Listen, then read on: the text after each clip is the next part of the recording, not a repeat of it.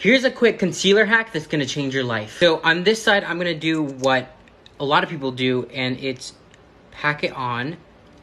I sprayed a little setting spray on this, and then I'm gonna blend it out. So this is no concealer, and this is concealer. You can tell the difference, but let's use concealer to complement our skin instead of hiding it. So I just got some concealer on my brush, and I'm just gonna go in from here, making sure I hit the areas I want to cover and not just swashing it over my under eye. So I'm gonna apply some right here, not too much, some right here, and then under my lip. This is just gonna lighten and elevate my face. Now I'm going with a slightly less dense brush and blending that out. Now I'm gonna go in with the slightest bit of powder and set that. So this side is very heavy, and there's a lot of product on your face that can clog your pores.